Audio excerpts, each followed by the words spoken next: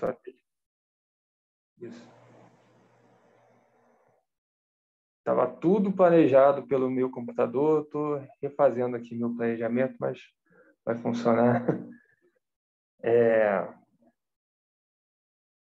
Então, a gente tem a nossa mesa agora de 1h30. Primeiramente, obrigado por todos estarem no nosso encerramento de semestre muito proveitoso que tivemos no IB no campus, né?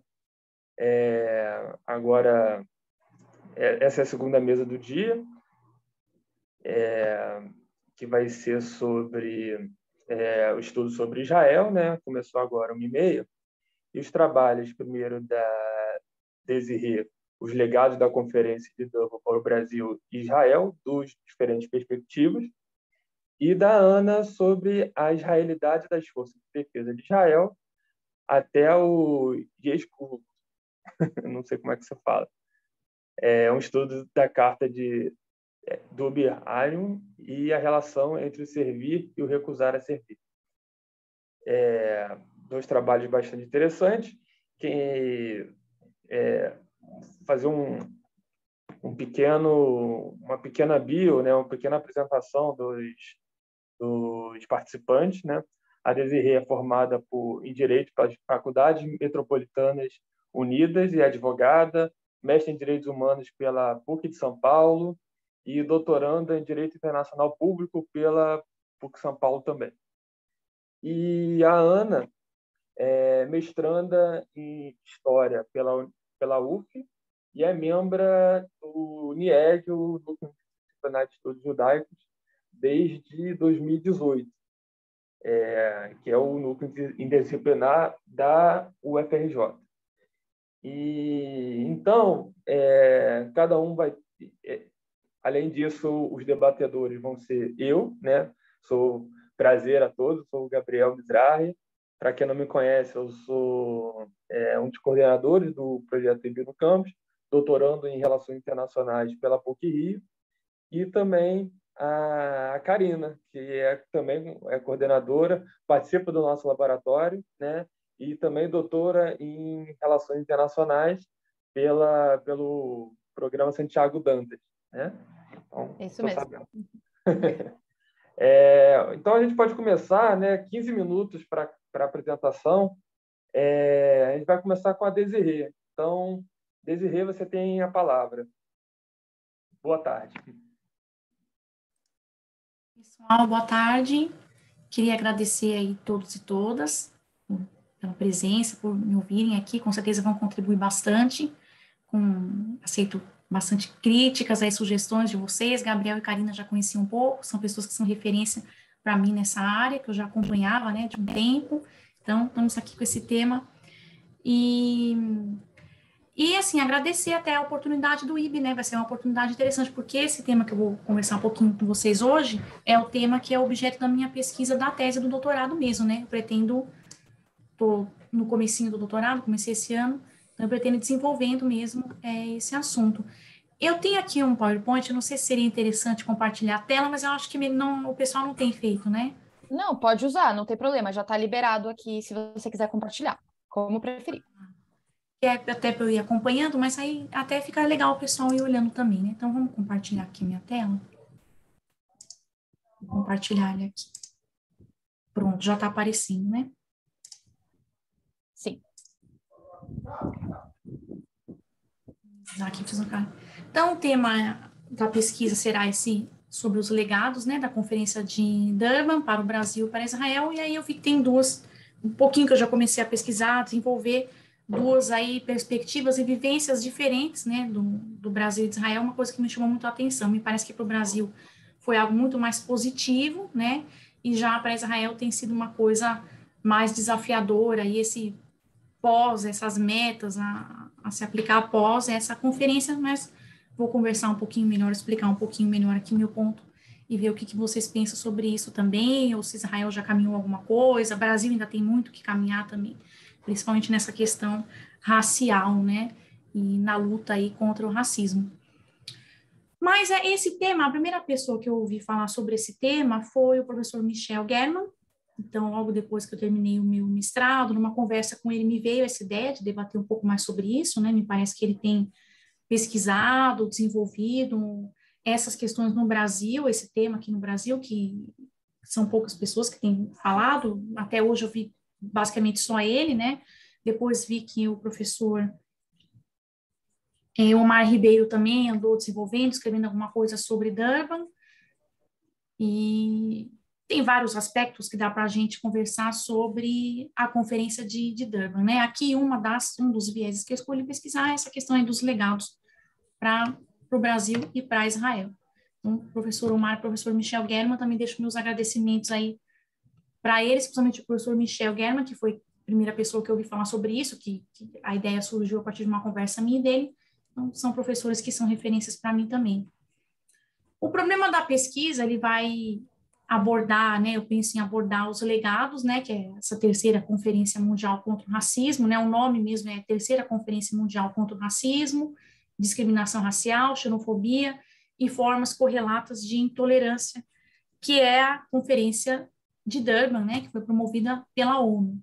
Então, foi conhecida como a Conferência de Durban, porque foi realizada lá na África do Sul, né, na região de Durban, em 31 de agosto até 8 de setembro, né, do ano de 2001. E eu pensei em abordar essa questão do Brasil, né, questionar por que o Brasil, explicar primeiro quais os caminhos que o Brasil tomou pós essa conferência, né, os caminhos que Israel tomou, pesquisar um pouco melhor. A parte de Israel eu ainda não consegui colher tantos dados, mas pretendo o quanto antes me aprofundar mais. Me parece que colheram legados diferentes e tentar entender o porquê que foram legados assim diferentes, ou se foram tão diferentes assim, de repente se tem algo em comum também, né? Eu procuro esse estudo comparado, vamos dizer assim, né? E surgiu a questão sobre o sionismo, né? Em 2001, se deveria se condenar o sionismo ou não, esse debate que foi levantado por alguns líderes, por algumas pessoas ali nessa conferência. Então, eu vou tentar falar do ponto de vista assim, jurídico, se caberia sim ou não uma condenação ao sionismo. Eu já tenho meu ponto de vista que não caberia uma condenação, né, pensando na condenação coercitiva da lei internacional, pensando até em direito penal mesmo, isso com certeza não, mas claro que há uma série de críticas que deve ser feita aí a uma parte do sionismo, porque os sionismos são múltiplos aí, né, como a gente conversa e tem estudado. Então, aí é uma questão para ser vista. Vamos ver se eu consigo arrastar assim. Tá. Aqui dentro do projeto da pesquisa, né, os legados deixados para o Brasil pós-Durban, né, então, de 2001 para cá, ou um pouco depois de 2001 para cá, né, que o processo legislativo no Brasil demora muito, a primeira lei federal que a gente viu sendo implementada com um desdobramento bom, né, como um bom legado, que eu acredito que tenha sido colhido justamente devido a esse processo de Durban, foi só em 2003, né, mas, de certa forma, teve uma ampla participação brasileira da sociedade civil, grupos brasileiros de organizações, né, sem fins lucrativos, pessoas físicas que foram também apoiar, parte de pessoas do governo. Então, teve, assim, até que o Brasil teve uma representatividade, de certa forma, interessante, né? O documento final ele foi assinado pelo Brasil e acabou, de certa forma, sendo um norteador das políticas públicas contra o racismo no Brasil, implementação de leis, implementação aí no censo, no IBGE, né, que passou a utilizar o critério que a gente já conhece, dessa autodeclaração, né, de cor, etnia, nos censos demográficos aqui do Brasil, justamente, acredito eu, por influência dessa reunião aí de 2001 da ONU, né, de Durban, que a gente fala, né. Também nas esferas políticas, eu tenho acompanhado bastante um trabalho de perto da Secretaria Municipal de Educação do município, da Prefeitura aqui de São Paulo, implementar essa lei federal, né, que é a 10.639, que só veio em 2003, né, quer dizer, só 2 anos depois da conferência, E, quer dizer, se não tivesse a conferência, nem sei se existiria essa lei no Brasil, então foi um processo internacional, né, que formou essa pressão, essa inspiração para que finalmente tivesse uma lei nesse sentido aqui no Brasil, que torna obrigatório o ensino da história e cultura afro-brasileira nas escolas, tanto públicas como particulares. E a outra lei, que é a Lei 11.645, que foi bem depois, 2008, que tornou obrigatório no Fundo 1, Fundo 2 e médio, né, nas escolas brasileiras, aqui tanto públicas como privadas, o estudo da história e cultura afro-brasileira e indígena. Entre outros legados, tem outras legislações. Aqui na Prefeitura de São Paulo, eu tenho prestado serviço, né, na verdade, para a Secretaria Municipal de Educação, foi um credenciamento que eu passei, onde eles abriram lá um edital para acadêmicos, pessoas que pesquisam, né, na universidade, temas ali correlatos. Eu estou na frente de imigrantes, né, em acolhimento a imigrantes nas escolas, a como diminuir a questão do racismo e xenofobia dentro das escolas municipais públicas aqui de São Paulo, né, e a gente dá essa formação, essa aula para os servidores da rede, né, da rede pública de ensino, professores, diretores de escola, coordenadores pedagógicos, todos os educadores da escola, né, e justamente esse trabalho, né, que a prefeitura tem nos possibilitado, acredito que também venha como um desdobramento positivo pós-Durban, porque essas formações já existem há muito tempo, até acho que um pouco de antes de 2000, do começo dos anos 2000, mas começou a se intensificar de metade, de 2005, 2007, 2008 para cá, né, principalmente 2010 para cá. Então, eu entendo que vem dessas legislações, sim, dessa obrigatoriedade de implementar aqui, finalmente, o governo brasileiro, né, que no caso a prefeitura, mas outras esferas governamentais têm implementado essa lei também. Na prefeitura é uma outra lei, que é uma lei municipal, que eles criaram para regulamentar e trazer para a realidade deles essas leis federais, né, que já haviam sido aprovadas. Então, a da prefeitura, uma é de 2008, a outra acho que é de 2010 ou 2011, se não me engano. Então, a gente tem cumprido essas leis e trabalhado bastante essa temática com os professores. Eu tenho ouvido muitos relatos muito tristes, né, sobre o racismo intrínseco aqui no Brasil, né, esse racismo estrutural até das próprias instituições públicas aqui no caso, mas a gente sabe que nas privadas também temos muito, e de pais de alunos e uma série de coisas. Então eles estão fazendo um trabalho assim de ensino, né, dessas culturas que são tão importantes para a gente e que fazem parte do nosso DNA do brasileiro, né, que são culturas que são a nossa ancestralidade, que fizeram parte do processo de início histórico aí do Brasil, né? Então, eu acho interessante esse tema pela importância dele, por essa necessidade de ainda implementar, e quer dizer, uma coisa que o último país, né, que aboliu a escravidão, quer dizer, só em 2001, 2003, 2012, vem essa série de legislações. Muito triste, mas pelo menos a coisa me parece que tem encaminhado aqui no Brasil. E essa lei federal de 2012, né, com a questão das cotas nas instituições raciais, né, nas instituições federais de ensino superior, também com um tom de reparação histórica, essa série de coisas que é discutida no nosso cenário político, jurídico, nacional, é uma coisa que eu pretendo trazer aí na pesquisa, né? E aqui, dando continuidade, se eu ultrapassar aqui no meu tempo, vocês me avisam, por favor, mas tem só mais 2 slides, acho até que eu vou terminar antes do máximo aí, determinado, para eu também não me estender muito, né? Então, aqui partindo para essa segunda parte da pesquisa, né, que é o comparativo, que é outra parte, que é Israel. Eu fiz aqui, eu acho que essa parte de Israel eu vou ter que trabalhar bem, porque ela é um pouco mais complexa e eu não tenho trabalhado, né, na prática com isso. Para mim é muito mais fácil falar da perspectiva brasileira, até pelo trabalho que eu tenho feito na Secretaria de Educação, né, do município de São Paulo. Então, em Israel, eu vou ter que pesquisar um pouco mais a fundo, aí, bibliografias, historiadores, né, autores que tenham até vivenciado isso melhor lá, para ver quais foram esses legados, o que aconteceu. Mas, assim, contextualizando um fato que aconteceu lá, eu faço essa contextualização no sentido de que a conferência de 2001, né, ela ocorreu num contexto dos ataques terroristas lá nas Torres Gêmeas, né, que ocorreu em 11 de setembro nos Estados Unidos. E essa conferência ela foi marcada aí por divisões bem sérias em relação a algumas questões aí, né, que estão na pauta do dia de discussões internacionais, de vários países do âmbito nacional também, né, como o antissemitismo, colonialismo, escravidão, racismo.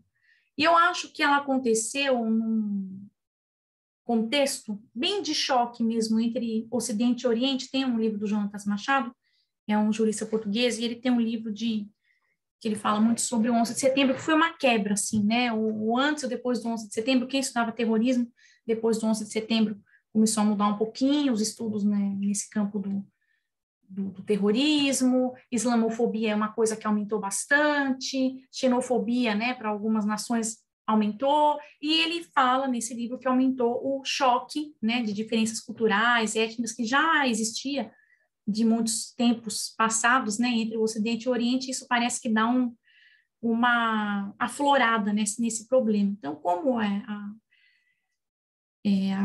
conferência se deu nesse contexto, né, eu acho que ainda foi pior para Israel, para os países envolvidos ali no conflito, para Israel, para a Palestina, porque parece que acirrou, colocou mais fogo na lenha, colocou mais lenha na fogueira, né, como falam.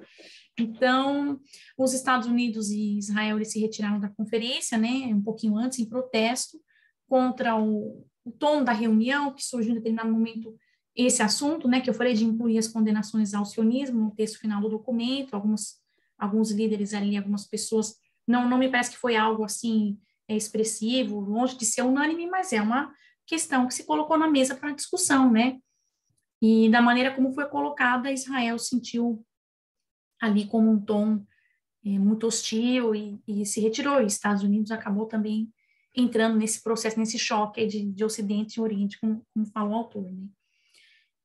Então, eu preciso dar uma pesquisada melhor para ver se em Israel foram adotadas políticas públicas, legislações, de repente, como teve aqui no Brasil, né, de igualdade social, de combate ao racismo, alguma coisa nesse sentido, principalmente em relação aos judeus etíopes, né, que a gente sabe que tem essa questão lá em Israel de, às vezes, sofrer a discriminação ou de ser tratado de uma maneira diferente, não em todas as cidades, não por todos os nichos da sociedade, mas ainda tem questões judeus e iemenitas, ou de outros territórios africanos que venham a emigrar para Israel, né? Temos uma questão étnica bem diversa lá em Israel, né? Apesar de que não é muito conhecido isso por senso comum, mas tem curdos, drusos, os próprios palestinos, os árabes israelenses, né, que estão ali no território, os próprios palestinos. Então, não sei se houve um trabalho nesse sentido da integração, que me parece que tem alguma coisa já assim caminhando, talvez até de antes da conferência, ou até depois da conferência, porque depois da conferência tiveram outras conversas internacionais também, em outras oportunidades, no sentido desse tema, hoje em dia, ser mais falado do que o que era há 50, 60 anos atrás, com certeza. Então, nós temos também os Objetivos do Desenvolvimento Sustentável da ONU, né? Um dos objetivos é reduzir desigualdades, é justamente combate a racismo, no sentido de ter maior integração internacional, né, claro. Então, essa série de engajamento internacional por parte de alguns atores internacionais foram mexendo com os países, né, impactando internamente o direito e a dinâmica social de vários países aí no mundo, né.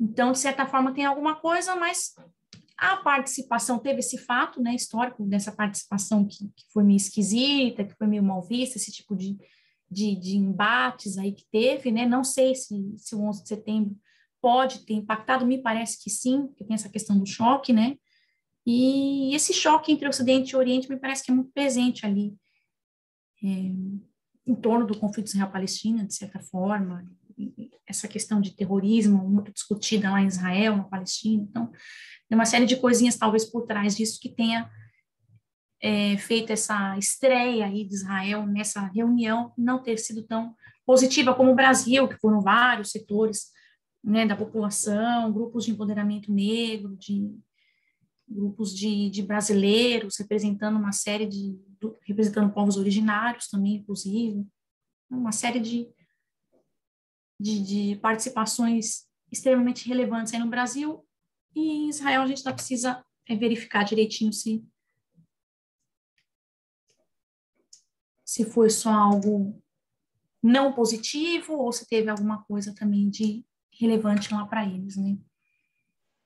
Desirê, tá acabando o tempo, 2 minutinhos para encerrar, tá? Só para ir.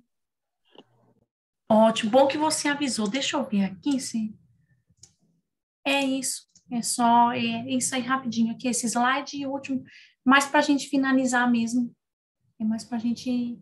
Bom, aqui eu já falei do objetivo, né? Que vai ser analisar essas percepções aí do Brasil e de Israel. A justificativa. Eu penso que a gente entender, né, esse tema que é tão primordial aí, essa luta contra racismo, contra desigualdade, xenofobia, todo tipo de intolerância que eu tenho vivido lá na rede, né, de certa forma. Então, essa coisa ficou mais evidente nessa nossa sociedade sectária, né, que está tão dividida, tão polarizada mesmo, né, e muitos aspectos ruins a sociedade tem colhido. Então, eu acho que com essa separação, né, entre as pessoas se veem nós e o eles, né, quem é de uma outra etnia, de uma outra cultura é visto como eles, como os outros, e não como se a gente fizesse parte de uma grande família universal, né, e que todas as religiões devem ser, na verdade, devem coexistir e não, né, se aniquilarem uns aos outros, né. Então, eu acho que está esse processo está acontecendo, mas acho que ainda tem muito que se colher nesse sentido e vamos estudar aí tudo isso, principalmente pensando no mundo globalizado, né, onde essas trocas acabam acontecendo. Aqui a metodologia eu vou procurar relatos de pessoas que tenham ido nessa conferência, esses grupos de brasileiros que foram, ver em Israel se alguém está falando um pouquinho sobre isso. Claro que tem os professores que eu já citei, que tem as produções já deles, né, de livros, de artigos que eles têm feito, que também com certeza eu vou ali me utilizar, né. Mas era isso aí. A minha contribuição era essa. Acho que eu não estou mais compartilhando a tela, né?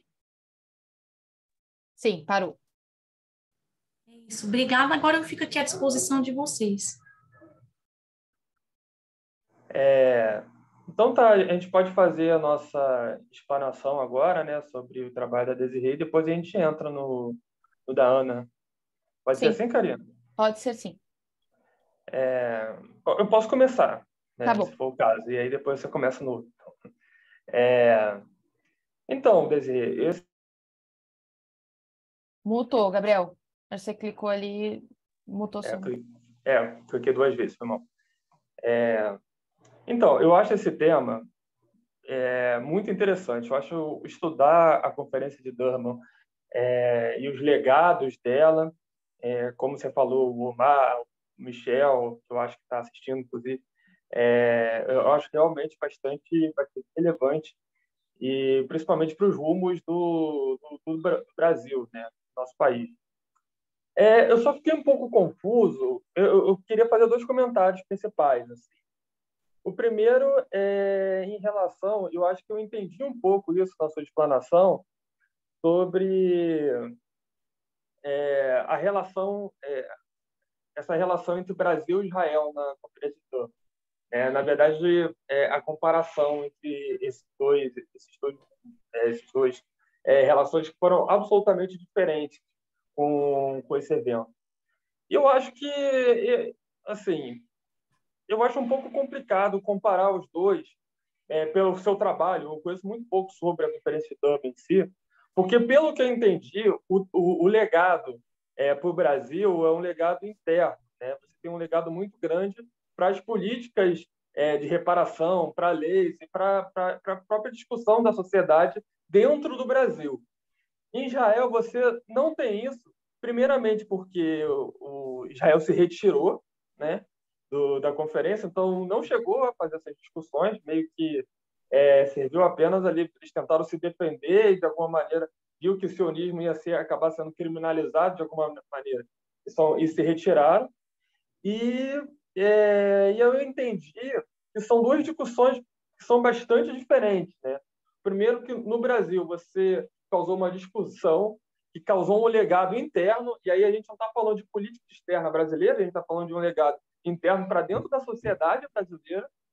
E no caso de Israel, foi justamente o contrário. Como o sionismo foi atacado, Israel foi atacado, rolou uma discussão e algumas quebras muito importantes no âmbito externo, né? Então, uma coisa que está falando de uma política interna, né, no caso brasileiro, e Israel de uma política externa. E aí eu entendi, pela sua apresentação, mais do que pelo seu trabalho, que você entende muito mais a Conferência de Durban pelo lado brasileiro. E aí deu para entender que é um assunto que você domina bastante, né? E, no caso israelense, você ainda vai pesquisar. E, pelo que eu, enfim, tenho visto pelo caso de Israel, eu acho que é difícil você achar algum legado para a sociedade israelense em termos de discussão. Até porque, como mesmo você falou, a delegação israelense saiu, então não participou das discussões, só tentou se defender de alguma maneira. Então, eu acho que para você aproveitar melhor, isso é uma opinião minha, assim, pelo que eu vi do seu projeto, né, que não é um trabalho, é um projeto, então a gente tem que trabalhar como isso também. Talvez seja interessante você falar de Brasil, dos legados para o Brasil. Talvez, para falar sobre Israel, talvez apenas como um contraponto, no sentido de, tal qual o sionismo foi tentativa de uma criminalização, uma vilanização, digamos assim, do sionismo, e aí você coloca isso num contexto de opressões raciais e étnicas de um modo geral. E aí você usa o caso de Israel e sionismo nesse sentido para contextualizar e falar de Brasil. Eu acho que ficaria um pouquinho mais coeso, assim, pelo que eu entendi. E se você for comparar os dois casos, na minha percepção, assim, eu acho que não faz muito sentido, né? Porque um fala muito de política externa, né? A visão de Israel para o mundo, e outro fala de como, no caso brasileiro, não mudou muito a política externa brasileira em relação... e se mudou, foi irrelevante perto das mudanças que causou na sociedade brasileira. Então, acho que são duas discussões diferentes. Talvez que acabam se perdendo se você comparar. Não sei, é só um primeiro ponto. E o meu segundo ponto que eu colocaria foi falar sobre o choque de civilizações, né? E eu não sei se a Karina vai concordar comigo, eu já faço gancho com ela, mas o choque de civilizações é o do Huntington, né? Do famoso livro Choque de Civilizações, que veio logo depois do 11 de setembro.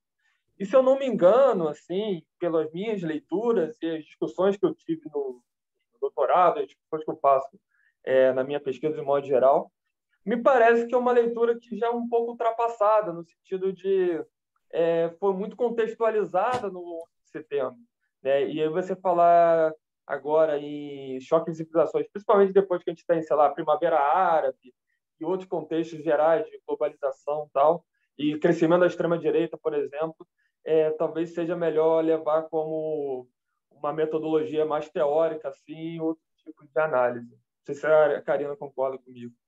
Mas é basicamente isso a minha contribuição. Mas eu acho, principalmente se falar de Conferência de Durban para o caso brasileiro e o seu legado, eu acho que pode ser um trabalho muito, muito promissor. Assim. É isso. Passar a palavra para a Karina. Obrigada, parabéns, Desirê, pela apresentação. Uma escolha de trabalho assim bastante ousada. E para não ficar repetindo tudo que o Gabriel disse, que eu concordo plenamente, eu achei que ficou um pouco deslocada a questão de Israel, né? Achei que tinha um trabalho pronto assim sobre a questão do Brasil, mas Israel fica deslocado. Então, para não ficar repetindo tudo que o Gabriel disse, eu concordo com o que ele fala, o único ponto que ele não tratou, que eu vou trazer, é a questão da metodologia, né? Que você passou rápido no final, mas assim, né? Eu dou aula de TCC, de metodologia, essas coisas, então esse é um pouco de vício de professor. Mas no seu objetivo, você fala que o objetivo é realizar um estudo de caso. E aí, eu pego muito no pé nessa negócio de estudo de caso, porque o estudo de caso ele requer uma metodologia própria. E na descrição da metodologia que você colocou na apresentação, não seria um estudo de caso. Seria estudar realmente os impactos, estudar um caso, e não estudo de caso. Porque o estudo de caso ele requer um modelo, uma proposição de um modelo que possa ser replicado posteriormente. E aí vai ter um teste daquele modelo. Então, eu vou aplicar um modelo, que não precisa ser, né, necessariamente seu, mas você vai pegar, por exemplo, eu fiz isso na minha tese, eu peguei um modelo de análise de tomada de decisão e apliquei em um caso de Israel. E aí, uma pessoa, um outro pesquisador, pode pegar o mesmo modelo e tentar aplicar em outro caso, e aí conseguir, de alguma forma, comprovar ou não a validade daquele modelo. No caso, assim, no caso, pelo menos do que eu li do seu trabalho escrito na sua apresentação, não ficou claro que haverá um modelo a ser aplicado. Então, eu acho que ou você pode mudar a metodologia nesse sentido, ou, que eu acho mais fácil, não colocar estudo de caso e colocar estudo de um caso, de um exemplo, de uma situação. Então, que seria analisar realmente esses impactos da Conferência de Durban no Brasil. Eu acho que concordo novamente com o Gabriel. Acho que você tem um trabalho muito forte, com impacto muito grande, ficando no Brasil, e não limita, obviamente, uma segunda agenda de pesquisa, talvez incluindo Israel, mas não no mesmo trabalho, em um trabalho separado, né? A partir, por exemplo, se você fizer uma aplicação de um modelo, dá para você aplicar o modelo ao Brasil e depois aplicar o modelo a Israel em um segundo trabalho. Aí eu acho que faria muito sentido, né? Mas a parabenizar, porque assim, é um trabalho super difícil, né? A parte da legislação, inclusive, sou leiga, então por isso que eu pego mais na parte metodológica, porque aí eu consigo falar melhor e ajudar mais, imagino, nessa área, do que na parte jurídica que não conheço. Mas parabéns e obrigada por ter escrito o trabalho aqui. Eu que agradeço, vou implementar aí as dicas de vocês, com certeza. Ótimas e muito valiosas, hein?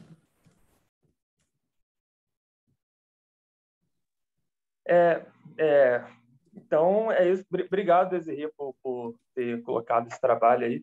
Eu acho que a gente, no finalzinho, a gente pode abrir um pouco para pergunta, para vocês falarem também, né? Eu acho que vai ser interessante, inclusive para as pessoas que estão assistindo. E agora vamos para o trabalho da Ana, né? Tá preparada aí, Ana? 15 minutos? Boa tarde a todos e todas. Desculpa o pequeno problema que deu mais cedo. Boa tarde. Então, enfim, de qualquer forma, meu trabalho se chama Israelidade das Forças de Defesa de Israel até o Yashkivu. Ele é o estudo de uma carta de Dov Hayan e a relação entre o servir e a recusa ao não servir. Para essa apresentação, para o simpósio, eu escrevi um artigo, mas eu só vou falar sobre pontos principais do que eu trabalho, porque, essa pesquisa é o início do que eu estou galgando na minha dissertação de mestrado, então não está nada muito concluído, as coisas ainda estão muito em aberto, tem mais pontos a fechar do que pontos já fechados em si. É a primeira análise de carta que eu estou fazendo. Meu projeto minha pesquisa na dissertação é trabalhar com movimentos sociais em Israel, de soldados israelenses que recusam o serviço militar obrigatório. E entre eles é esse movimento que é o Yashkivu. Ele foi o primeiro movimento a surgir com essa forma de protesto, que é por meio da desobediência civil, que é por meio da recusa ao serviço militar. Ele foi criado em 82, eu vou falar isso um pouco mais à frente, mas só para dar uma contextualizada em todos e todas que estão escutando, ainda está sendo desenvolvido esse trabalho. Então, esse é o pontapé inicial do que as minhas pesquisas me trouxeram até agora. O estudo sobre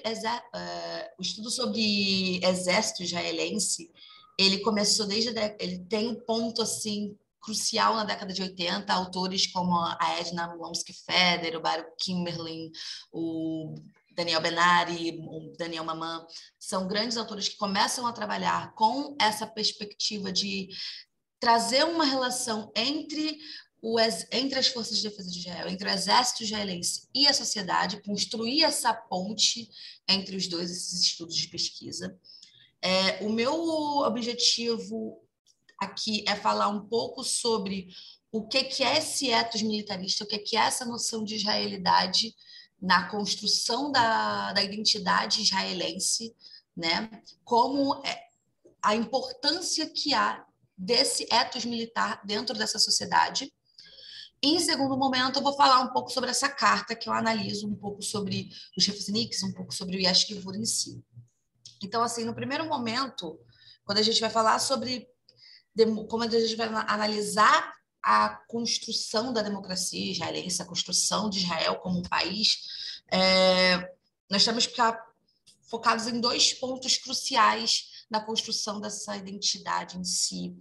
2 pontos bem...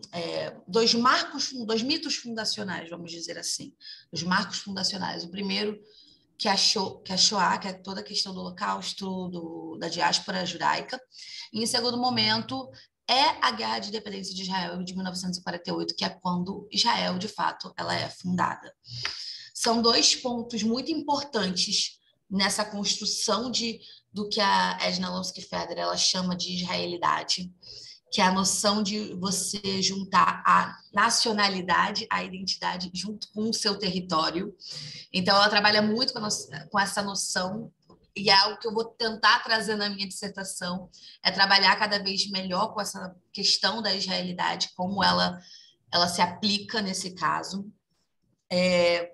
A noção de uma construção de uma memória nacional coletiva voltada para o caso do Exército, em que desde a base, desde o ensino infantil, desde a escola, desde a primeira infância, até os grandes ritos de passagem, desfiles comemorativos, ritos funerários e até o ato de servir ao Exército, todos eles vão passando uma construção ao longo de toda a vida.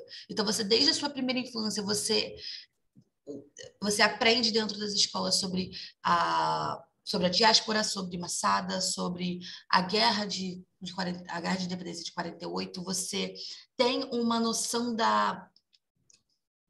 o Exército ele se torna quase como uma instituição sacra, onde o ato de você servir não é só o ato de você servir pela sua própria nacionalidade, pela sua própria identidade, mas é um ato de você conferir homenagem àqueles que não puderam servir, então aqueles que parentes e familiares que infelizmente morreram no Holocausto. Então, existe uma noção muito forte de você ligar o ato de você servir, o Exército em si, a essa construção de que o Exército ele é a principal forma de defesa desse país que já começou tão pequeno, que está cercado por inimigos de todos os lados, porque ele está no meio do Oriente Médio, ele se coloca, pelo menos aqui na visão do Ocidente, ele se coloca numa visão de ser uma democracia no meio do Oriente Médio, então ele está sempre tendo que lutar pela sua própria sobrevivência, como desde o início, e essa noção... Esse ethos militar, ele é construído de 2 formas. Existem aqueles soldados que estão mais na ativa, aqueles soldados que servem de fato ao Exército, o seu trabalho profissionalmente, eles são até lidos, assim, entre aspas, como verdadeiros soldados israelenses, porque eles servem profissionalmente. E existem os reservistas, que é o que eu vou puxar para poder explicar melhor sobre os movimentos. Os reservistas, eles têm uma certa dualidade, eles são civis e ao mesmo tempo eles são militares, eles são a ponte que liga a cultura militar à sociedade civil e que liga noções da sociedade civil à cultura militar. Então, geralmente, são esses soldados reservistas que são mais críticos às questões dentro do Exército, que são mais críticos à posição do governo em si, a determinados conflitos, a determinadas guerras, a entrar ou não. Então, esses soldados reservistas, de uma certa forma, é que formam esses movimentos sociais que começam em 1980, que começam não depois, mas começam durante a Guerra do Líbano, começam depois dos ataques de Sabra e Shatila. São movimentos que começam por meio de protestos e protestos civis espontâneos. Existe uma leve ruptura nesse momento, uma ruptura muito temporária entre a noção das Forças de Defesa de Israel como uma instituição quase sacra, como uma instituição forte, e como uma instituição que permeia dentro dessa identidade, começa a se questionar o porquê de entrar numa guerra, de entrar no conflito, que foi o conflito do Líbano, que começa a ser percebido como um conflito, não uma guerra, entre aspas, desnecessária, como um conflito que não precisava chegar a tais vias de fato. E aí o Yashkivu, ele vem. Ele vem por esses soldados que se recusam, de uma certa forma, a servir, que são conhecidos como refuseniks, que é um termo russo para dizer que são recusadores, que são aqueles que se recusam a servir. Era utilizado antes da Primeira Guerra Mundial, entre os judeus soviéticos que queriam migrar para outros países e não conseguiam. E foi adaptado na década de 70 e na década de 80 para ser esses soldados israelenses que recusam o serviço militar obrigatório. O ato de recusa ao serviço militar, ele é visto como é que eu posso colocar aqui? Não seria uma heresia, mas seria como se fosse um ato de traição. Você estaria traindo a sua própria pátria, você não servir. Mas, ao mesmo tempo, esses soldados eles começam a entrar em um debate ético, em alguns momentos, em que eles questionam até que momento eles estão servindo ao seu país e até que momento o que eles estão fazendo, de fato, é para proteger a nação, é para proteger o Estado, faz parte de quem ele é. Então, muitos desses soldados que se recusam são soldados, são mizrahim, são ashkenazitas, são de direita, são de esquerda, são revisionistas, não são revisionistas. As cartas que eu vou analisar na minha dissertação, elas vão mostrar bem que é um movimento bem amplo, né, dentro do Yashkivu, por exemplo. O Yashkivu ele começa com uma carta manifesto assinada por mais de 3.000 soldados recusando o serviço militar. Muitos deles são presos. A prisão militar ela não necessariamente passa por anos, mas chega-se até meses e você pode ser preso várias vezes consecutivas. Tem um exemplo de um soldado que ele foi preso 6 vezes mais ou menos em 2 anos, ele foi preso 6 vezes, entre 30 dias, 2 semanas, 175 dias. E o Yashkivu foi criado não só como uma forma de protestar, porque o nome Yashkivu significa existe um limite, existe uma fronteira, tradução. Quando esse soldado, quando ele se recusa, e isso a gente vai ver pela carta que eu vou mostrar, é uma moral, passa por muitas questões ideológicas, eles se questionam muito sobre servir ou não servir, e só o ato deles falarem não vou servir é porque existia uma barreira, existia uma fronteira a qual eles não conseguiam ultrapassar. Então, basicamente isso, eu estou tentando ser o mais breve possível, mas em uma dessas cartas que eu analisei é a carta do Dubi Rayyan. E essa carta foi a primeira que eu analisei porque, em primeiro lugar, o título dela é No Festival da Liberdade, eu recuso a minha própria liberdade. Inclusive, esse foi o título que eu escolhi para a dissertação. Eu acho é uma carta que é muito crua quando você lê, assim, quando você pega ela. É uma carta curta, não tem nem 2 páginas. O Dubi Rayyan, ele não vai servir na guerra, mas ele vai servir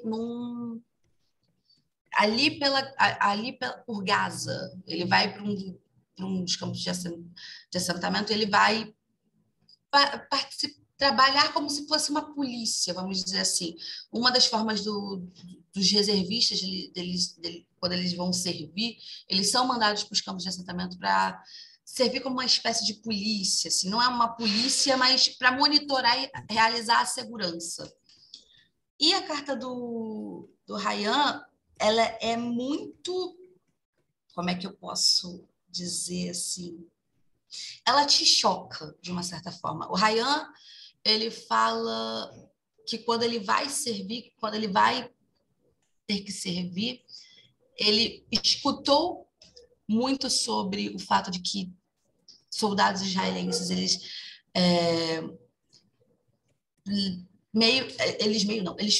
privavam a liberdade física dos palestinos que ali moravam. E na carta ele começa a pensar, não, eu vou para lá, mas eu vou tentar mudar alguma forma, eu vou tentar impedir que isso aconteça, que essas violências físicas, que essas violências morais, elas não aconteçam. E quando ele chega lá, ele não consegue. Ele vê aquilo, ele vê a situação e ele não consegue agir. E aí, na primeira folga que ele tem, ele decide voltar para a família. E ele conta na carta que no meio dessa folga dele, ele soube que um rapaz palestino de nome, deixa eu lembrar aqui, só um instante. Cadê?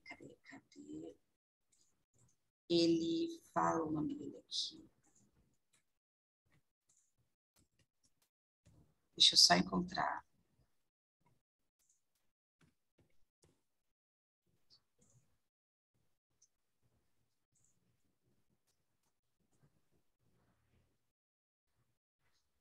Eu não encontrei o nome dele aqui. Eu esqueci, eu não coloquei o nome dele, do rapaz aqui, desculpa.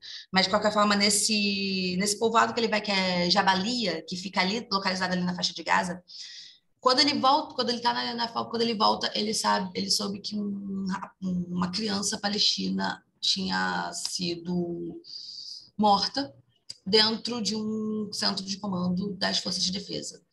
E aí, para ele, foi a barreira dele, para ele, foi a fronteira dele, e ele se recusou a continuar servindo. E aí, ele escreve a carta da recusa, ele vai preso, e ele tem um questionamento ali dentro da carta, que ele fala: como é que eu vou dizer à minha filha que eu estou servindo, sendo que eu estou privando a liberdade física de outros seres humanos?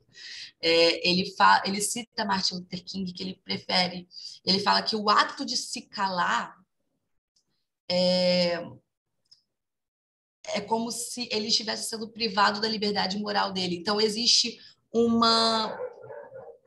duas liberdades, nessa carta que ele fala, duas liberdades, elas estão sendo suprimidas. A liberdade dos palestinos, a liberdade física, o direito deles de estarem ali, e a liberdade moral desse soldado de não poder fazer o que ele acredita que é o certo, de ele não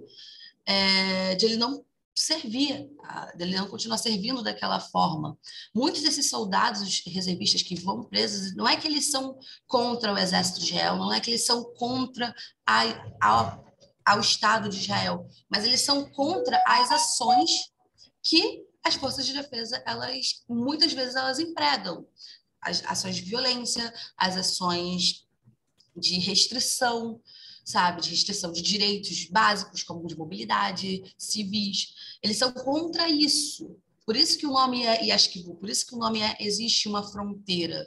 E quando essa fronteira é ultrapassada, você precisa agir, ou você está sendo conivente com aquela questão. Quando você se cala, você é conivente. Quando você começa a falar, você pode tentar mudar. E o Dubh Ryan, ele traz isso no final da carta, que o ato dele de ser preso no Festival da Liberdade, no dia do Festival da Liberdade, é um ato para mostrar, ele quer mostrar para a filha dele, por exemplo, que existe formas de lutar, que é por isso, ele quer manter a liberdade moral dele e ele busca pela liberdade física desses palestinos. Ele quer lutar junto com eles para que eles tenham essa liberdade física. E é muito interessante nessa carta, enquanto eu estava analisando ela, que o Dubh Ryan, ele é um soldado que a gente pode colocar ele no conceito que o Primo Levi traz, que é o conceito da zona cinzenta. ele, ao mesmo tempo que ele é a vítima, porque ele está sendo calado, ele está sendo silenciado, ele não está podendo dizer, ele não está podendo demonstrar o que ele está sentindo ali, ele não está podendo ir contra, porque é uma ordem superior, quando, né, ele é obrigado a praticar uma violência física ou a praticar uma forma de restrição, mas, ao mesmo tempo, ele é o algoz. Ele é o soldado, ele é o opressor.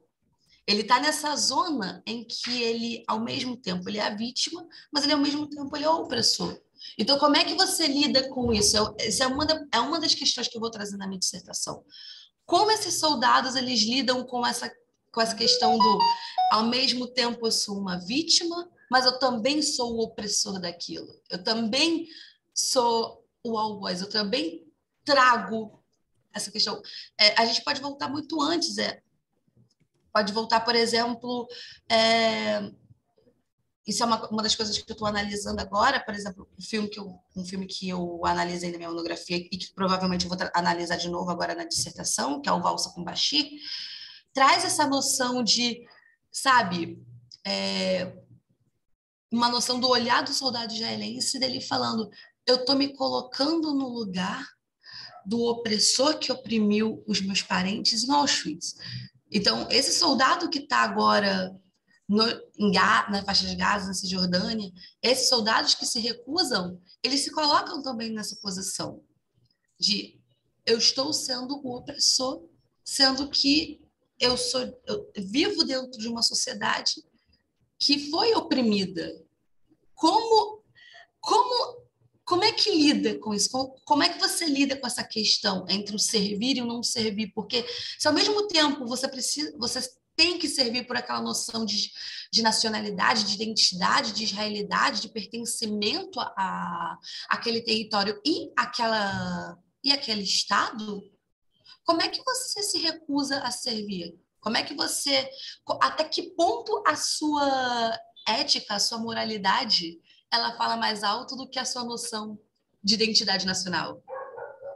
E essas são as minhas primeiras contribuições, espero que vocês tenham gostado. E, por favor, me façam críticas possíveis, eu só quero crescer esse trabalho. E muito obrigada pelo espaço. Valeu, Ana. Muito legal o seu trabalho, gostei muito. Li aqui e, enfim, tem algumas coisas para falar, mas eu comecei da outra vez, a Karina começa dessa vez, da vez, depois eu falo. Perfeito. Obrigada, Ana, obrigada pela sua apresentação. É um tema que eu particularmente me interesso muito, porque eu trabalhei em memória coletiva, tanto na minha dissertação quanto na minha tese, então, assim, é um tema que eu gosto bastante, eu acho que vale a pena, assim, né, eu sou suspeita para falar, mas acho que vale muito a pena pesquisar e ir atrás, então, parabéns pelo seu trabalho, pela escolha do tema, gosto muito de trabalhar isso. Ligando a isso, e por eu ter trabalhado com memória coletiva, por eu ter trabalhado nessa construção do que é ser israelense, eu senti muita falta de um autor que eu usei muito na minha tese, na minha dissertação, que é o Daniel Bartal. Eu acho que ele é uma das maiores referências hoje em Israel sobre memória coletiva, sobre construção de memória, sobre psicologia social israelense, né? Basicamente, ele é psicólogo, então eu acho que ele trabalha muito bem esses temas. E assim, a hora que assim, você começou a falar e você falou do Baruch Kimmerlin, que eu também usei na minha tese, eu falei assim, nossa, mas isso aqui precisa do Bartal, né? Aí eu fui ver nas referências e não tinha. Aí eu falei assim, não, precisa ter o Bartal.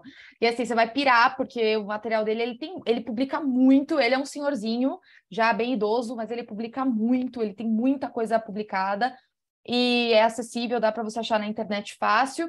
E, inclusive, eu já me comuniquei com ele, já mandei e-mail para ele, então, assim, ele é professor da Universidade de Tel Aviv, então é fácil, ele sempre me respondeu, ele é super fácil acesso. Então, eu posso até te passar o contato dele também, o e-mail dele, que eu achei o e-mail no site, né, lá da Universidade de Tel Aviv. Então, não é algo escondido, assim, nenhum contato obscuro que eu consegui. Não, é o e-mail dele que está lá no site. E aí eu mandei e-mail para ele, ele sempre me respondeu. Então, acho que vale a pena você procurá-lo.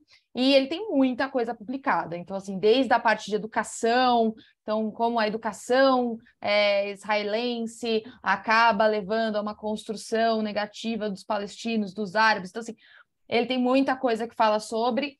E assim, tanto que ele cunha um termo chamado conflitos intratáveis, e ele utiliza essa terminologia, né? Ele descreve o que seria, e por que o caso de Israel estaria em um conflito intratável, e quais são as barreiras. Então, ele tem pesquisa, desde pesquisa só qualitativa, e ele também tem pesquisa quantitativa, então, assim, com a aplicação de survey. Então, assim, realmente assim, é o autor, você tem que ler ele, eu tenho certeza que você vai gostar muito. Então, e ele vai te abrir para outros autores. Então, tem, por exemplo, uma professora que eu conheci na Universidade de Haifa, que tem um livro publicado com ele, o nome dela é Keren, esqueci o sobrenome agora, mas, assim, tem vários professores, assim, autores que você vai encontrar a partir também dos textos dele. Então, foi muito assim, quando eu comecei a ler ele, aí eu fui achando outros autores, que foram me levando para outros autores, e enriqueceu muito o meu trabalho. Eu acho que vai te ajudar bastante nisso. Então, assim, eu acho que o que eu senti, assim, eu acho que o seu trabalho está indo num caminho muito legal. Eu gostei muito assim, parece estar realmente dentro do tema pela sua fala, pela sua apresentação. Eu gosto muito, eu acho que, assim, o que eu senti falta é exatamente não só do Bartal, mas incluir mais autores. E eu acho que você vai conseguir fazer isso indo por esse caminho. Então, para dar uma força maior ao seu trabalho, porque é algo que eu sempre escutei quando eu quis estudar memória coletiva, e você tá na história, né? Só que é um pouco diferente. História, acho que tem uma abertura maior do que RI. Em RI, ele tem muita resistência em você estudar memória, e construção de memória, e construção de percepção. Tem uma resistência muito grande em RI, pelo menos no Brasil. Então, o que eu ouvia o tempo todo, quando eu queria falar sobre esses temas, era de que era muito subjetivo, que não tinha como você avaliar, porque, a não ser que você fizesse uma entrevista com todos os soldados da reserva e tudo mais. E isso a gente sabe que não é possível fazer, né? Ainda mais fazendo a pesquisa do Brasil.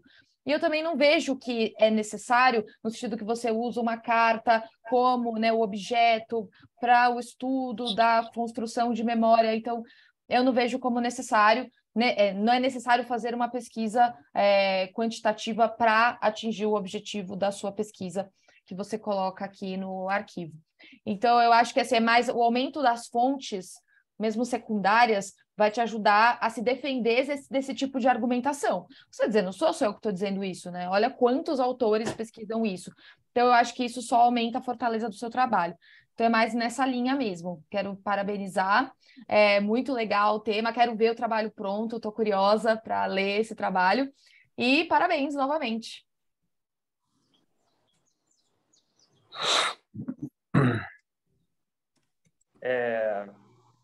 Então, vou dar minhas contribuições agora, né?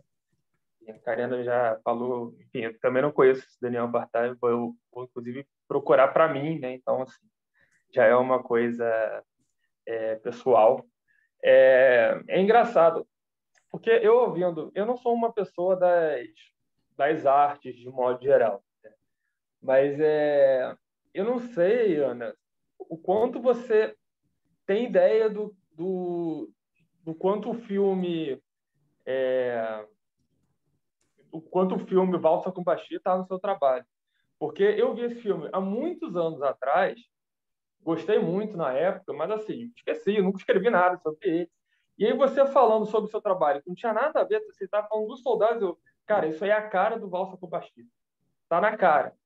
E aí aí depois você citou, não, eu estudei sobre isso, aí teve o Valsa com Bashir e tal, então assim, eu acho que seria interessante você colocar o Valsa com Bashir como elemento central na sua análise, inclusive, né? Porque você falou no final, você acabou citando tal, mas eu não sei se você tem ideia do quanto que esse filme, porque eu vi esse filme há muito tempo atrás, não me lembrava, aí você começou a falar, tipo, cara, isso aí é total Valsa com Bashir. Então, assim, a sua análise, né, sobre esses soldados, sobre essa questão de memória, está muito ligada a esse filme. E, assim, não sei se você tem ideia do quanto, né, mas é muito. E, para isso, se você for usar a Valsa com Bashir como elemento de análise e tal. E eu vou ter uma sugestão também, né? Você fala em algum momento do traverso, que coloca... E aí você fala uma dimensão quase sacra, né? Eu acho que você coloca entre aspas, né? Eu acho que você poderia explorar um pouco mais isso, né? Porque o traverso, ele fala que é como se fosse...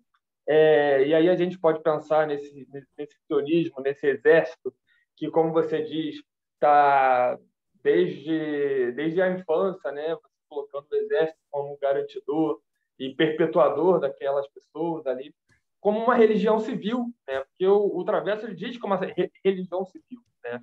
Que é o Estado, a pátria, a terra, é tudo absolutamente secular no Exército, mas é estruturalmente religiosa. Então, você não precisa colocar o saque entre aspas. Se eu fosse você, assim, só uma sugestão, eu explorar esse lado sacro mesmo, né? E religiosa, no sentido estruturalmente religiosa, na medida que o Yerushalmi fala, né? É um contrato com o passado, né? São os elos da corrente, né? Então, quem é que vai ser esse elo fraco da corrente? E aí, em algum momento, esse soldado, para você construir essa imagem, né? Por que eu estou trazendo Yerushalmi enquanto essa espécie de contrato com o passado? E aí, para trazer mais o Traverso enquanto religião civil, para você conseguir fazer mesmo essa imagem dos elos da corrente, do passado com o futuro, para você conseguir colocar que esses soldados estão quebrando um elo que é muito forte, né, do passado com o futuro, né? E o quanto essa quebra é traumática, né? Então, eu pensando, e aí eu vou pensar na minha pesquisa, né, também, do que eu já produzi, né? Basicamente o livro As Caixas Pretas de Amos Oz, quando o Alex, né, também ele vai, que é o personagem principal, né, e ele vai quebrando os elos com o passado dele, né? E também é uma coisa absolutamente traumática. Talvez se você vai trabalhar com ficção, né, para ilustrar, talvez As Caixas Pretas de Amos Oz também seja interessante nesse sentido. E aí a minha recomendação, né? Eu gostei muito do trabalho, é só essa, tentar investir um pouco mais nessa questão do traverso da religião civil, talvez trazer um pouco mais o Yerushalmi, né? E aí você traz os dois, enquanto uma religião do exército quase como uma religião civil, né? E de vínculo com o passado, como traz Yerushalmi. E aí talvez para trazer uma outra alegoria, né, trazer o Caixas Pretas de Amos Oz, mas nem precisaria, né? Só o Valsa com Bashir eu acho que já bastaria, porque inclusive você já trabalhou com isso. Basicamente são essas contribuições que eu tenho. O trabalho está num caminho bem interessante. Eu gostei bastante também. Obrigada, muito obrigada pelas observações. Assim, Daniel Bartal é um autor que eu ainda não consegui ler, eu confesso. Eu já consegui pegar 2 livros dele para começar a ler, mas eu confesso que ainda não comecei. Farei isso agora. Vou aproveitar esse recesso para poder dar uma olhada, até porque eu também desde a minha monografia, eu sempre falei eu falei na minha monografia sobre ressentimento e memória coletiva e trauma. Então, agora eu estou falando sobre memória coletiva, mas de uma outra visão. Estou falando agora do Exército.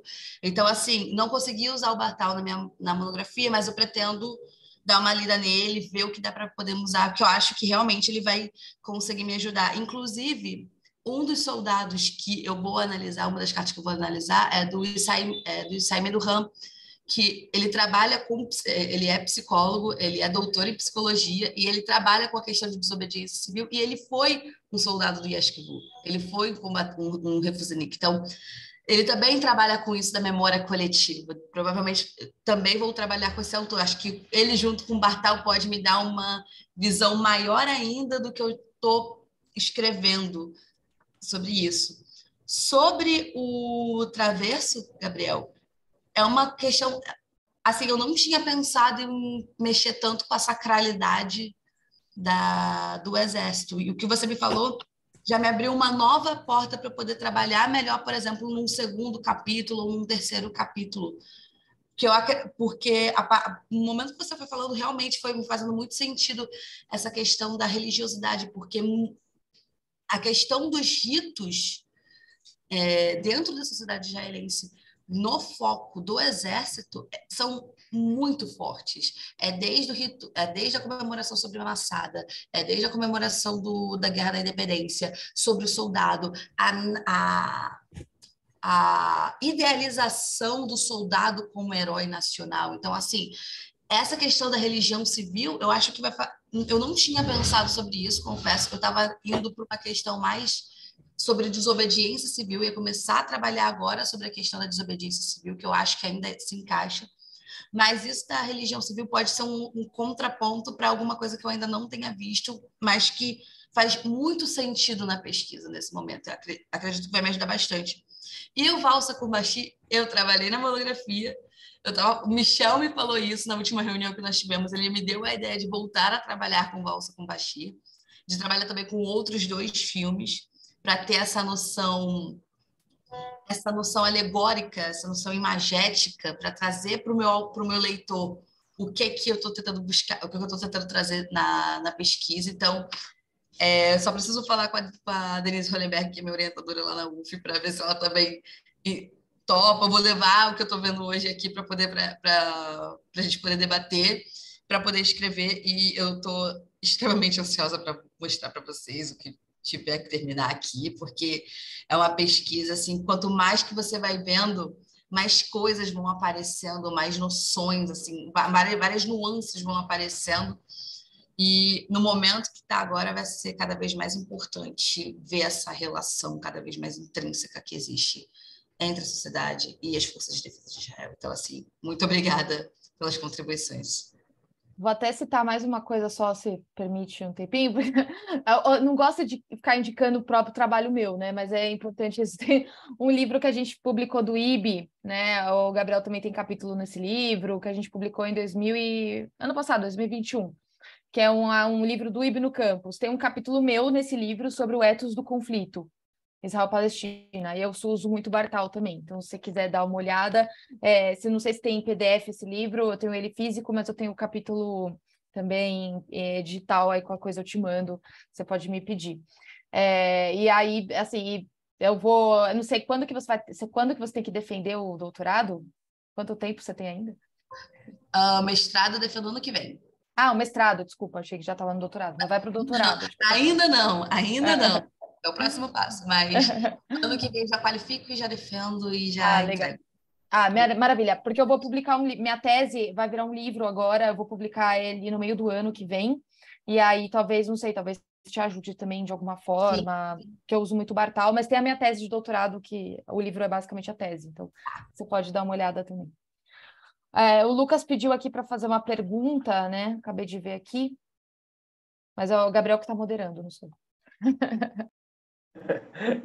Não, sem problema. Pode fazer pergunta, Lucas. Boa tarde, Ana Caroline. Achei muito da tua apresentação, né, do seu tema, e eu fiquei pensando no conceito, né, de aparelhos ideológicos de Estado, né, ideológicos e repressivos de Estado, né, de Althusser, que me salta muito o papel, né, das Forças Armadas israelenses, né, como cumprindo, né, esse duplo, né, essa dupla função, né. Na verdade, nunca deixa de ser dupla, né, mas sempre há essa perspectiva ideológica e repressiva, né, mas vendo você destacar toda essa centralidade, né, das Forças Armadas lá, né, isso me salta muito, né. E me parece que quando começa a haver questionamentos sobre isso, você tem uma disputa, né? Uma disputa em relação a valores, né? Assim, como a pessoa, né, começa a se questionar, mas eu estou mesmo servindo? Eu não sou contra né, as Forças Armadas, mas o que eu estou fazendo está realmente servindo, né, a Israel, né, além de toda uma questão ética com um lado reprimido, né? Eu queria saber assim, qual tipo de relação, de discussão que começa a se travar em Israel nesse sentido, né? Desse questionamento em relação à atuação das Forças Armadas, porque também, né? Eu acho que me parece claro, né, que um país fundado, né, um país que nasce da diversidade, né, e que se mantém apesar da diversidade, né, tem que ter o papel das forças, né, repressivas, tem que e de defesa, né, tem que ser forte, né, mas você começa a se criar uma cultura que muitas vezes, né, como a própria percepção desses soldados mostra, começa a ser, digamos assim, disfuncional, né, no sentido que aquilo vai para além de uma concepção inicial ou de uma concepção daquilo que deveria ser, né? Então é isso, né? Queria saber dessas discussões, né, na sociedade israelense.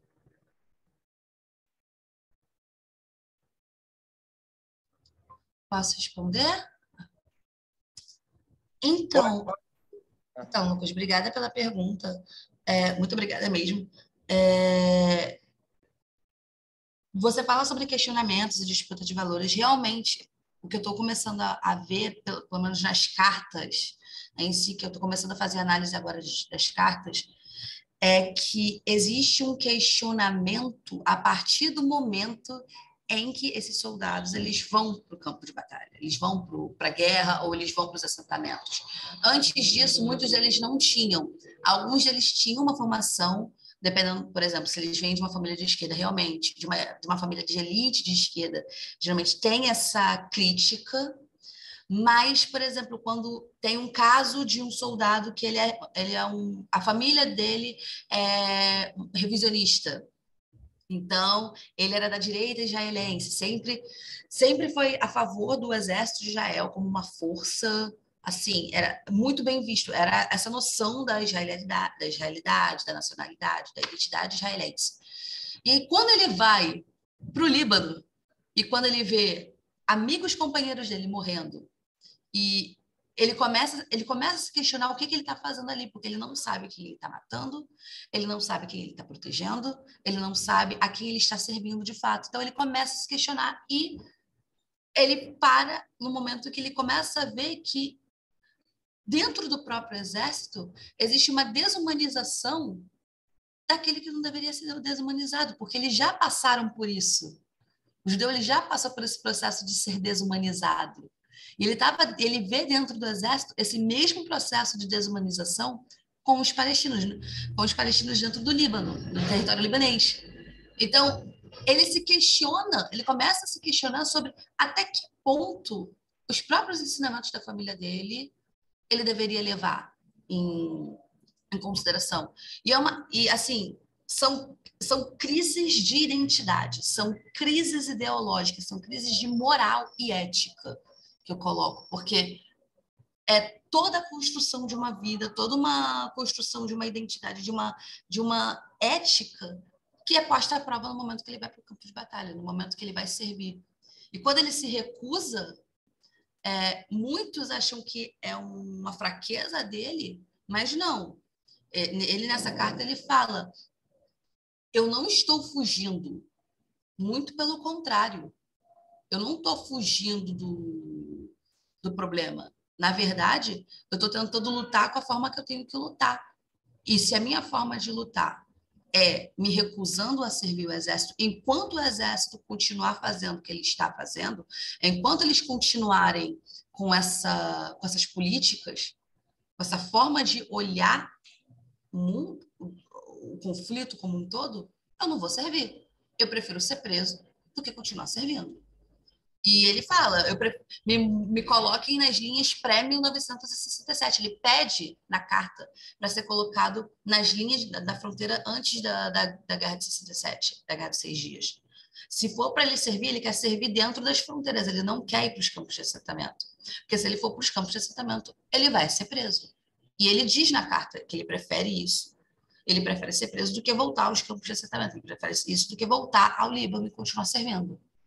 Então, assim, existe esse... E durante a Guerra do Líbano, de uma certa forma, existiu esse distanciamento, essa distensão social entre o exército, entre a instituição das Forças de Defesa de Israel e a sociedade israelense. Houveram protestos em 82, sabe, em Jerusalém. Foi 1/3 da população para Jerusalém, da Praça de Jerusalém, protestar contra a Guerra do Líbano. Só que isso, com o passar do tempo, isso foi diminuindo. Existe ainda questionamento, existe um tensionamento, mas não existe um tensionamento tão forte porque a sociedade israelense, a democracia israelense, ela depende do conflito para sobreviver. Na visão deles, se não existe o conflito, como é que essa democracia ainda vai surgir? Vai continuar surgindo, vai continuar existindo.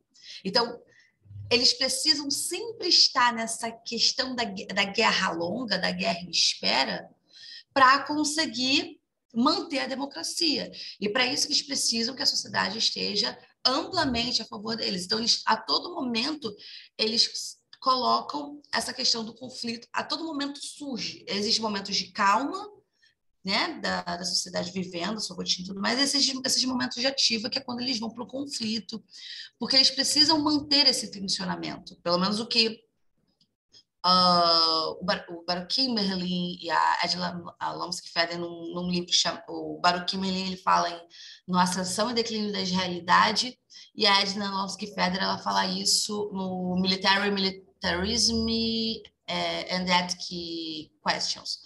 Acho que esse é o título do livro, se eu não estiver enganada, posso passar depois. Mas eles falam sobre isso, de que existe essa noção de que a democracia israelense, ela só vai sobreviver, ela só vai continuar existindo, o país Israel só vai continuar existindo, enquanto eles ainda continuarem nesse conflito, enquanto o exército ainda estiver ativo.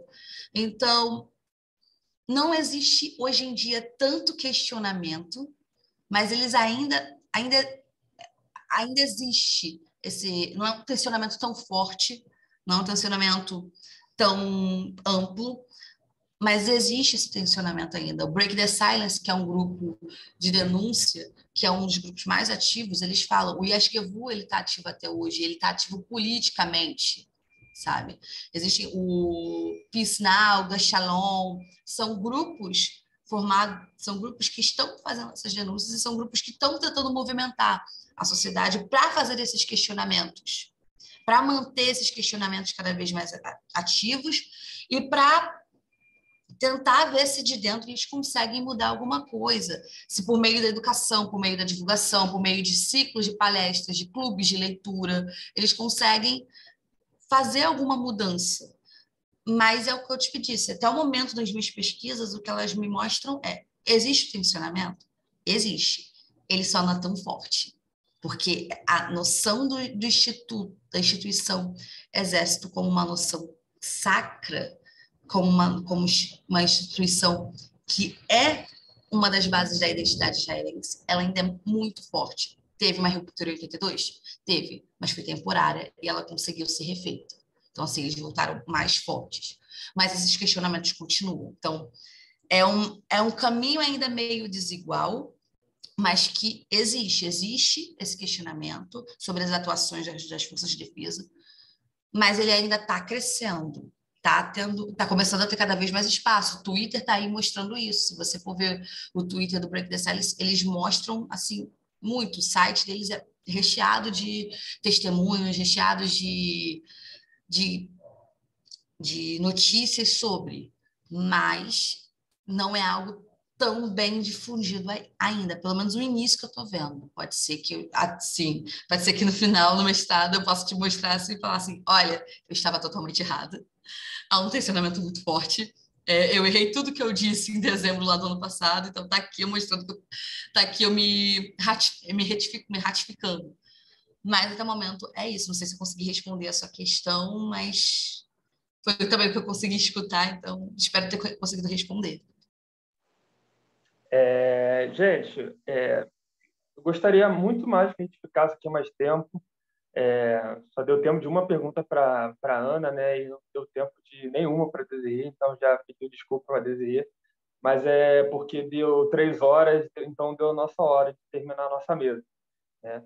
Então, eu gostaria de agradecer Desirê e Ana por apresentarem. Eu acho que foram 2 trabalhos que enriqueceram bastante aqui, né, para todo mundo. Eu gostei muito de ler os 2 trabalhos, né, que foi muito legal, porque foram 2 trabalhos muito diferentes entre si, né? Então, a gente trouxe duas dinâmicas até metodológicas, bastante diferentes.